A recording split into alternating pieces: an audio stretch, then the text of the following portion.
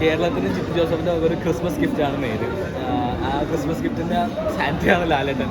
ഇത്ര നാൾ മിസ്സിങ് ആയിരുന്നു ലാലേട്ടൻ എന്ന ആക്ടറിനെ. ഒരു 3-4 വർഷം സിനിമ കണ്ട് ഇറങ്ങുമ്പോൾ എന്ത് പറയണമെന്നറിയാതെ ആസ് എ ലാലേട്ടൻ ഫാൻ ഞാൻ എപ്പോൾ സിനിമ കാണുമ്പോഴും എനിക്ക് ആഫ്റ്റർ ലൂസിഫർ അല്ലെങ്കിൽ അതൊന്നും എനിക്കൊരു വിഷമമായിരുന്നു, ലൈക്ക് പൊട്ടപ്പടം അല്ലെങ്കിൽ നല്ലോണം.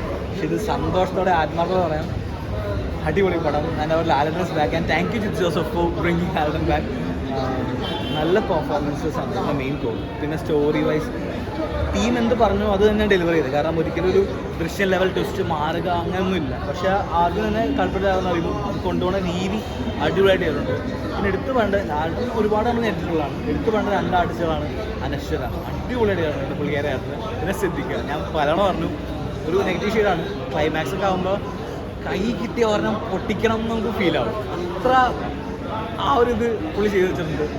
ഹാറ്റ്സ് ഓഫ് ടു രണ്ട് ടീം. ആൻഡ് എല്ലാ ടീം അടിപൊളിയാണ്. എന്തായാലും ടീം ഒന്ന് കാണാൻ സ്റ്റഫുണ്ട്. ചെറിയ പടമാണ്, ഓൾറെഡി കണ്ടാൽ മതി അങ്ങനെ ഫീൽ ഇല്ല. ഗൂസ് ബംസ് വരും, കൈയടിക്കാനുള്ള സീൻസ് ഉണ്ട്. കാരണം ഇതൊരു എൻഗേജിങ് ആയ കോട്ടൂർ ഡ്രാമയാണ്. സോ ഫാമിലിക്ക് ഇഷ്ടപ്പെടും, എല്ലാവർക്കും ഇഷ്ടപ്പെടും. നമുക്ക് അങ്ങനെ ഒരു സീൻ വരുമ്പോൾ അങ്ങനെ നമുക്കിത് സംഭവിച്ചിരുന്നെങ്കിൽ എന്നുള്ളത് തോന്നുന്നത്. കുറച്ച് കഴിയുമ്പോൾ നമുക്ക് ബോറടിക്കുമെന്ന് ഞാൻ വിചാരിച്ചിരുന്നു, എൻ്റെ പ്രീജിയഡ് മൈൻഡായിരുന്നു. ബട്ട് ബോറടിച്ചില്ല. അതിനകത്ത് ചിത്തുവിൻ്റെ മേക്കിംഗ് ആൻഡ് BGM വളരെ ഇമ്പോർട്ടൻ്റ് ആണ്. നല്ല രീതിയിൽ കൊണ്ടുപോയിട്ടുണ്ട്. എന്തായാലും നിങ്ങൾ രക്ഷപ്പെടുത്തില്ല. And very happy to see Lalettan ഒരു നല്ലൊരു ക്യാരക്ടർ ചെയ്തല്ലേ. മോഹൻലാൽ ഫാൻസിനൊക്കെ ആഘോഷിക്കാൻ പറ്റും. ഞാൻ ഉൾപ്പെടെയുള്ള എല്ലാ മോഹൻലാൽ ഫാൻസും വളരെ ലൈക്ക് തലയുയർത്തിപ്പിടിച്ച് നടക്കാൻ കുറേ ആളെ ആഗ്രഹിക്കുന്നു. ഇതൊരു അവസരമാണ്. Thank you Jithu Joseph. ഇതൊരു മലയാളികൾക്കുള്ള ജിത്തു ജോസഫിൻ്റെ ക്രിസ്മസ് ഗിഫ്റ്റാണ്. എനിക്ക് പ്രതീക്ഷിക്കും, പക്ഷേ അതൊന്നും എനിക്ക് തോന്നാറില്ല. അത്രയൊക്കെ കുറച്ച് ഫാമിലിക്ക് ഇഷ്ടപ്പെടും. കാര്യം കുറേ ഇമോഷണൽ സീൻസൊക്കെ ഉണ്ട്.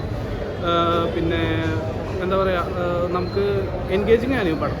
90% നമുക്ക് കോട്ട് റൂം കാണിക്കണം, പക്ഷെ എന്നാലും അതിന് നമുക്ക് ബോറടിക്കില്ല.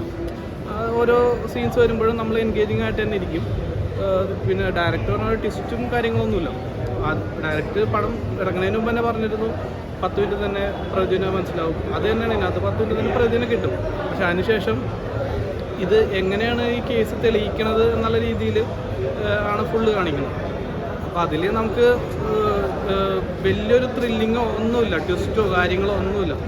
അപ്പോൾ അതുകൊണ്ട് പടം ജസ്റ്റ് ഒരു ഫീൽ ഗുഡ് അത്രേ ഉള്ളൂ. വേറൊരു എക്സ്ട്രാ ഓർഡിനറി അല്ലെങ്കിൽ ദൃശ്യം അങ്ങനത്തെ ഒന്നുമില്ല. അങ്ങനെ ഒന്നും പ്രതീക്ഷിച്ചൊന്നും ഭയങ്കര ഡിസപ്പോയിൻറ്റഡ് ആവും. ജസ്റ്റ് ഒരു കണ്ടിട്ട് ഒരു ഇതായിട്ട് പോവാം, അത്രേ ഉള്ളൂ. ഫാമിലിനെയൊക്കെ ഒരു സ്റ്റോറി ബേസിൽ കുറച്ച് ഇത് കയറാൻ സാധ്യതയുണ്ട്. കാര്യം കുറച്ച് ഇമോഷണലാണ്. ആ ജഗദീഷിൻ്റെ ഫാമിലിനെ കാണിക്കുമ്പോൾ, ഇതിനെ കാണിക്കുമ്പോൾ, ആ പെൺകുട്ടീനെ കാണിക്കുമ്പോൾ ജസ്റ്റ് കുറച്ചും കൂടി നമുക്കൊരു ഇമോഷണലി അറ്റാച്ച്മെൻറ്റ് തോന്നും.